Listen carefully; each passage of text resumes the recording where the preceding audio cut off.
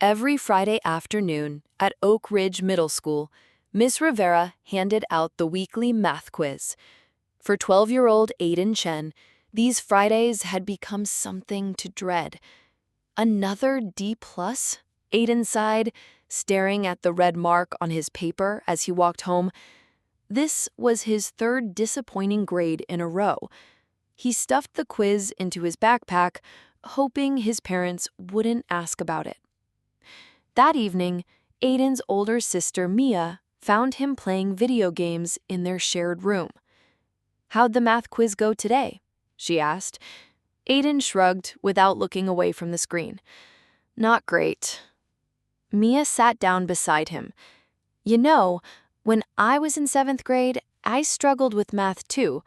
But then I learned something cool in science class about feedback loops." "What's a feedback loop?"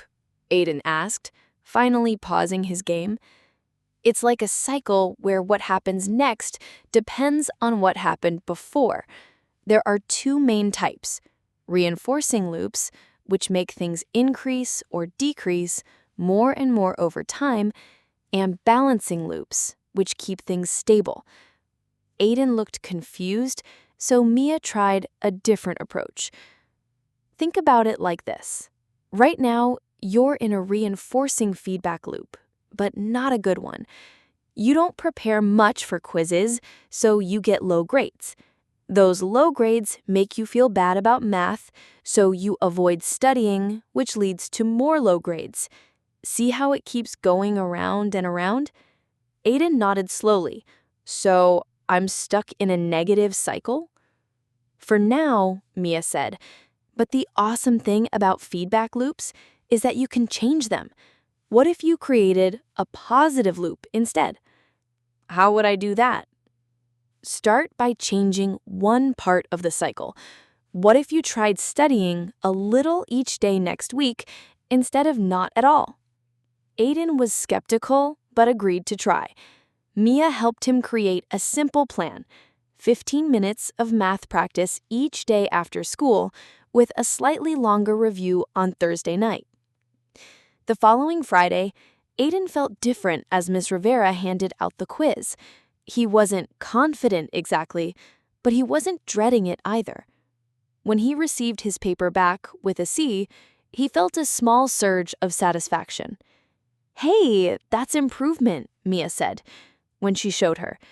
"That's how positive feedback loops begin. Now what happens next is crucial." "What do you mean?" Aiden asked. "Well, you could stop here and go back to your old habits, or you could use this improvement as motivation to keep going and maybe study a bit more effectively next week." Intrigued by the idea of the feedback loop, Aiden decided to continue. For the next week, he maintained his daily practice but added something new. He wrote down questions about concepts he didn't understand and asked Miss Rivera for help during lunch on Wednesday. The next quiz result: B-. "See what's happening?" Mia asked excitedly. "You studied, which led to better grades, which made you feel more confident about math, which motivated you to study more effectively, which led to even better grades. That's a reinforcing feedback loop working in your favor." Aiden started to get excited about the concept. "So if I keep this going, where does it stop? Will I get an A+ eventually?" "That's a great question," Mia said. "Reinforcing loops don't continue forever in real life. They usually run into limits or trigger balancing loops. For instance, you might reach a point where improving from an A- to an A+ requires way more effort than improving from a D+ to a C. That's when you'll need to decide if that extra effort is worth it to you." The following week, Aiden added another change to his routine. He joined a study group that met during Thursday lunch. Working with classmates helped him see problems from different angles and made studying more enjoyable. Friday's result: B+. 3 weeks after starting his new habits, Aiden noticed something interesting. Studying no longer felt like a chore he had to force himself to do. It had become part of his routine, almost automatic, and math class itself was more engaging now that he could follow along better. That's another aspect of feedback loops, Mia explained when he mentioned this. They can create momentum that makes maintaining behaviors easier over time. The positive feelings you get from success make the behaviors that led to that success more likely to continue. By the 6th week, Aiden achieved his first A on a Friday quiz. Miss Rivera even wrote "excellent improvement" on his paper.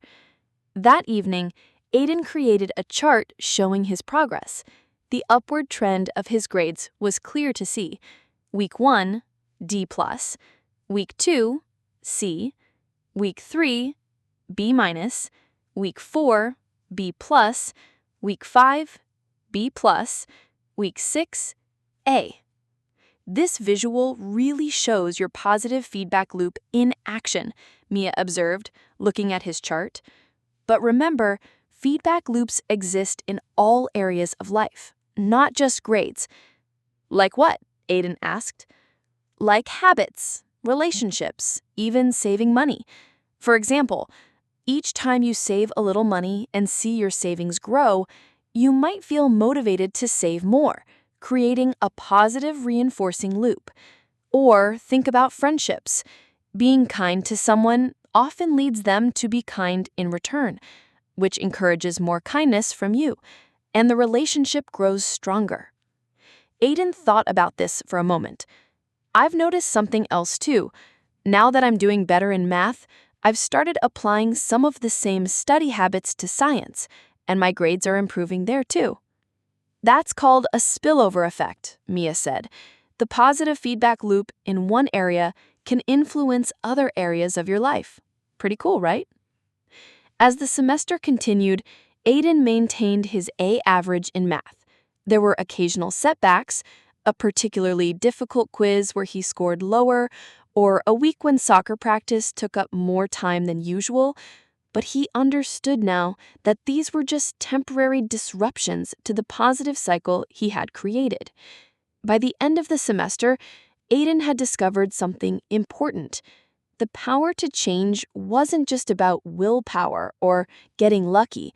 It was about understanding the cycles that shape our experiences and learning how to create positive loops that reinforce the behaviors we want.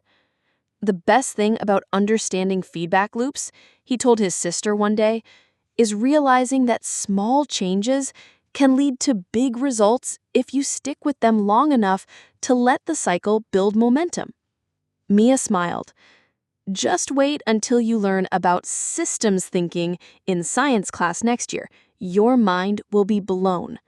Systems what? That's a lesson for another day, Mia laughed. One feedback loop at a time.